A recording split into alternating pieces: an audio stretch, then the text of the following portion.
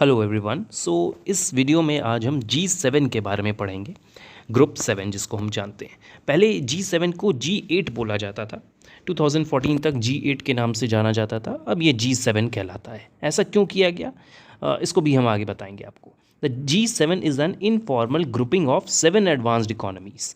देखिए G7 जो है एक ग्रुप है 7 एडवांस्ड इकोनॉमीज़ का। वो 7 एडवांस्ड इकोनॉमीज़ कौन कौन सी हैं? Canada, Germany, Italy, France, United states, United kingdom, Japan. तो ये 7 कंट्रीज़ मिलकर एक इनफॉर्मल ग्रुप बना रही हैं। I am repeating the word informal. ये फॉर्मल ग्रुप नहीं है, इनफॉर्मल ग्रुप है। मतलब ये इनफॉर्मली मिलती हैं, कोई फॉर्मल वे में इनका गैदरिंग नहीं होता है कि चार्टर पास किया जा रहा है या कुछ लीगली बाइंडिंग हो रही है कंट्रीज़ के बीच में। ऐसा कुछ नहीं है, ये एक इनफॉर्मल ग्रुप है। अपने इनफॉर्मल वे में ये लोग मीटिंग करते हैं।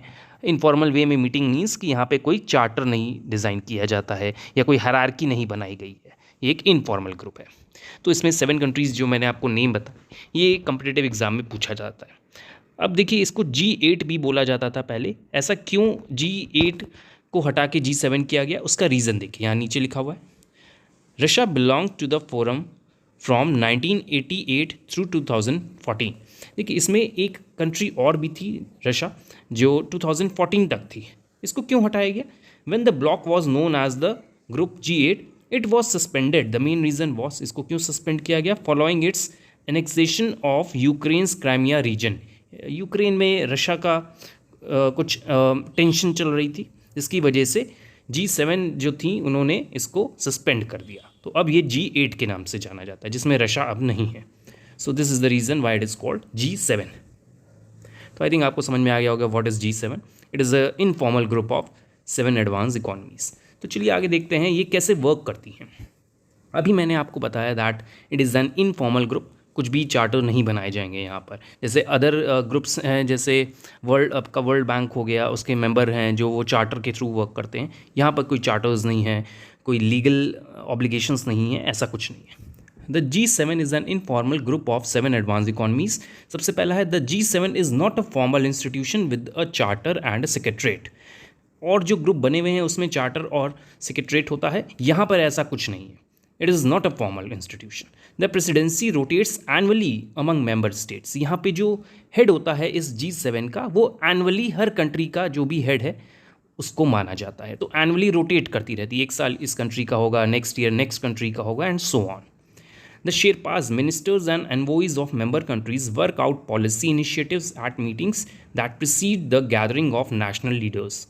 देखिए यहाँ पर जो भी मेंबर कंट्रीज़ में, जो भी 7 कंट्रीज़ के जो भी कंट्री के जो भी मेंबर होंगे, उनको शेरपास के नाम से जाना जाता है। तो ये भी एक टर्म हो गया जो कॉम्पिटिटिव एग्जाम में पूछा जा सकता है, शेरपास।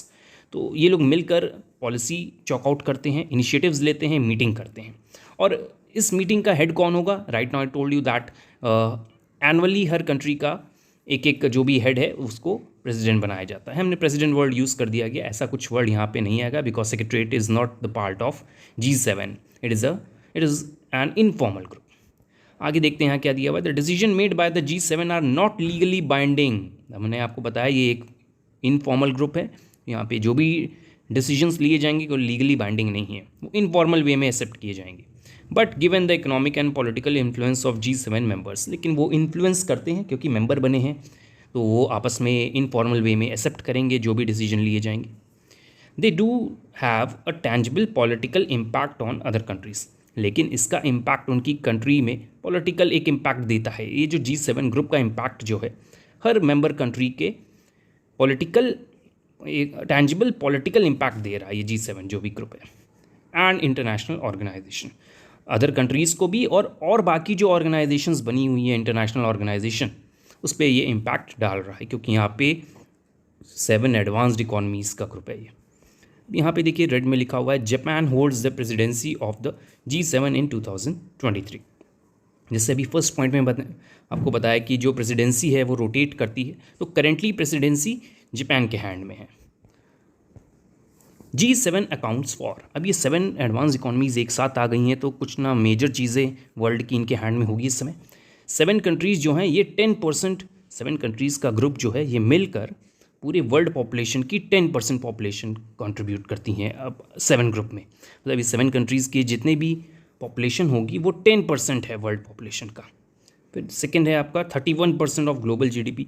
ये 7 कंट्रीज़ को कंबाइन कर दी जाए इनकी जीडीपी को, तो वर्ल्ड की जीडीपी का 31% इनके G7 में है। कार्बन एमिशन के बारे में देखें तो 21% of carbon emission, global emission जितना भी है तो 21% G7 कंट्रीज़ क्रिएट करती हैं। अब इंडिया का क्या रोल है इस G7 में? देखिए, G7 का एक रूल है कि ये किसी को भी, डिफरेंट कंट्री को भी इनवाइट कर सकती हैं अपनी मीटिंग्स में, जो भी समिट होता है उसमें इनवाइट कर सकती है। तो इंडिया को भी बुलाया गया है, तो देखते हैं कब कब बुलाया गया है। यहाँ पे जैसे दिया हुआ है, India at the G7 summit, heads of non member countries are sometimes invited to participate in G7 meetings right now. अभी मैंने आपको बताया कि अदर मेंबर कंट्रीज़ को भी बुलाया जाता है। तो इंडिया ने कितनी बार पार्टिसिपेट किया है, तो देखिए यहाँ पे ईयर वाइज लिखा हुआ है। 2003 फ्रांस में जब हुआ था तब बुलाया गया था इंडिया के हेड को, प्राइम मिनिस्टर को।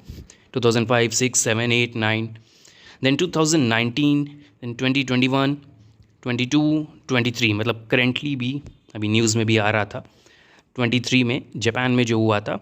आई थिंक देखिए 19 के 21, 22, 23, मतलब बैक टू बैक 3 इयर्स में इंडिया को भी पार्टिसिपेट कराया गया है। हो सकता है कि G7 G8 बन जाए आगे चल के, इंडिया को भी उसमें इंक्लूड कर लिया जाए।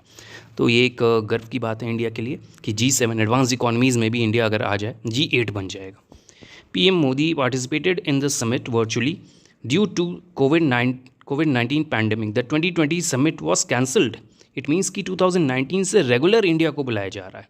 2020 समिट हुआ नहीं था तो उसमें किसी ने पार्टिसिपेट नहीं किया। It is a good news then. So this is the role of India at G7 summit. अच्छा, इंडिया को बुलाया जाता है, इंडिया के हेड को बुलाया जा रहा है, तो कुछ इकोनॉमिक डिसीजंस में पार्टिसिपेट कर रहा है India. It means Indian economy is growing. So this is all about G7।